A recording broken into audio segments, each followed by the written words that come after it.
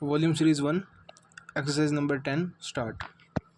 In discussing the demands for grants of the Finance Ministry, we have got to see to what extent the administration of this particular ministry has led to the development of our national wealth and the securing of the welfare which our state claims to have in view. Full stop paragraph. Madam, we must try to analyze very carefully the working of this particular ministry because it is not merely a department of the government, so to say, but it is the nerve center of the administration of the country.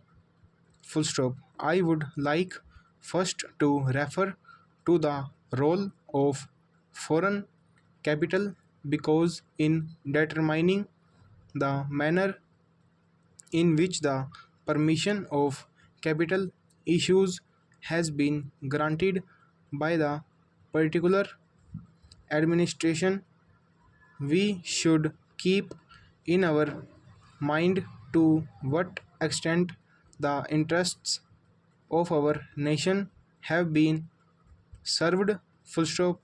I fully endorse the statement which the previous speaker has made so far as repatriation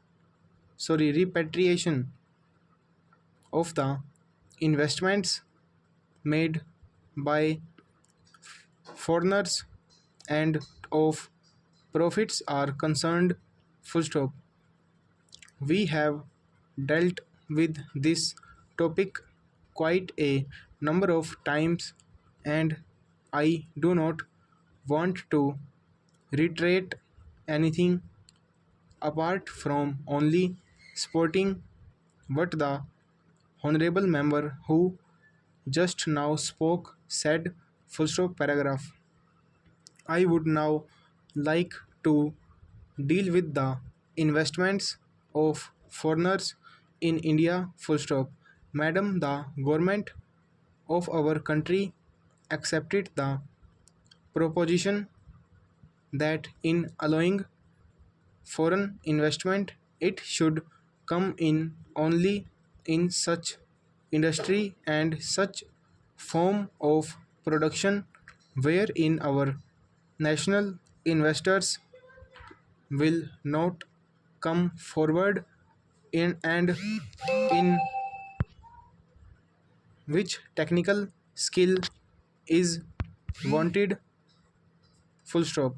There is also one other factor which the industrial policy of our government of 1948 as adumbrated further in 1949 by the Prime Minister laid down. Full stop. It specifically said that the control and ownership of such concerns should, as far as possible, be in the hands of Indian nationals and the technical know-how of our country should be developed. Full stop. I would like to emphasize the figures that have been put forward for the last few years.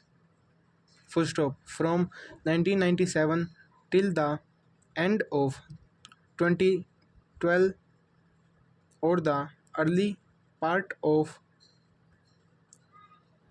2012, it has been reported that rupees 19,000 crores of foreign capital have been allowed to be invested in our country.